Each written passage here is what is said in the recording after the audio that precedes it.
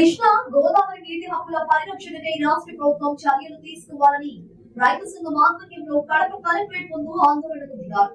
ఈ సందర్భంగా రైతు సంఘాల నాయకులు మాట్లాడుతూ రాష్ట్ర ప్రభుత్వం కృష్ణా నది జలాల పునః పంపిణీ ద్వారా రాష్ట్ర నీటి హక్కులను కాపాడాల్సిన సమయం ఆసన్నమైందన్నారు.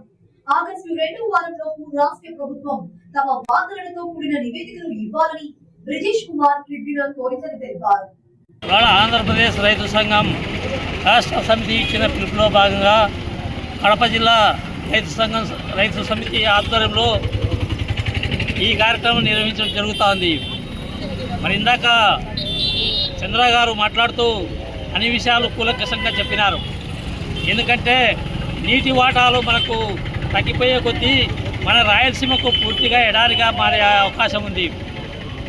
ఇవాళ శ్రీశైలము, నాగార్జున సాగరు నిండుకుండలా ఉండి దిగువకు గేట్ ఎత్తి నీళ్ళు ఇచ్చే క్రమంలో కూడా రాయలసీమకు నీటి కేటాయింపులు కేవలం సగం నీటి కేటాయింపులు మాత్రమే ఇచ్చి డ్యాములకు వదలడం జరుగుతుంది. మరి పోతిరెడ్డిపాడు రెగ్యులేటర్ ద్వారా 44,000 క్యూసెక్కుల సామర్థ్యాన్ని కిందికి దిగువకు వదిలే అవకాశం ఉన్నప్పటికీ కేవలం 25,000 క్యూసెక్కులు మాత్రమే విడుదల చేస్తున్నారు. అట్లా కాకుండా దాన్ని పెంచి ఇక్కడ జిల్లాలోని బ్రహ్మసాగర్, గండికోట, SR1, SR2, ఈ మైలవరం ఇవన్నీ ఈ డ్యాములన్నీ కూడా నీటితో నింపాలని చెప్పేసి తద్వారా ఎండిపోతున్న పంటలకు కొంత మేరకైనా నీటి వదులుతాడులు ఇచ్చేదానికి అవకాశం ఉంటుంది. ఇప్పుడే ఈ వర్షాలు పూర్తిగా జూలై మాసం అంతా ఎండగట్టి ఈ ఆగస్టులో కూడా వర్షాలు పడకపోవడంతో వర్షాధారమైన పంటలన్నీ పూర్తిగా ఎండిపోయి అక్కడ దున్నేయడం జరుగుతుంది.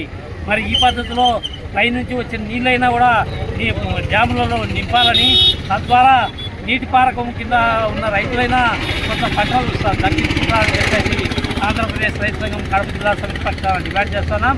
ఈ విషయాన్ని జిల్లా కలెక్టర్ గారు జోక్యం చేసుకొని మనకు రావాల్సిన వాటా నీటిని అధికంగా పొందేదానికి చర్యలు చేపట్టాలని చెప్పేసి డిమాండ్ చేస్తున్నాం.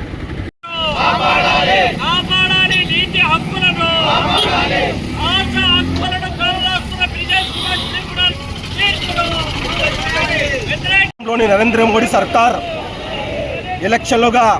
ఎలక్షన్లను సాకుగా చూపి తెలంగాణలో అక్కడ బీజేపీ ప్రయోజనం పొందాలని ఏపీకి తీవ్రమైన అన్యాయం చేస్తున్నటువంటి బ్రిజేష్ కుమార్ ట్రిబ్యునల్ను పునః సమీక్ష చేయాలని నిర్ణయం తీసుకోవడము ఒక దుర్మార్గమైన చర్య. గత దశాబ్దాలుగా ఆనాడు ఆయా రాష్ట్ర అవసరాల రీత్యా ప్రకటించినటువంటి నీటి వాటాలను ఇప్పుడు ఒక స్వలాభాపేక్షతో ఆ రాష్ట్రంలో బీజేపీ ప్రయోజనం పొందాలని పునఃసమీక్ష చేయడం చాలా దుర్మార్గమైన చర్య. ఈ బ్రిజేష్ కుమార్ ట్రిబ్యునల్ పునఃసమీక్షను వెంటనే నిలిపివేయాలని ఆంధ్రప్రదేశ్ రైతు సంఘం డిమాండ్ చేస్తూ ఉంది.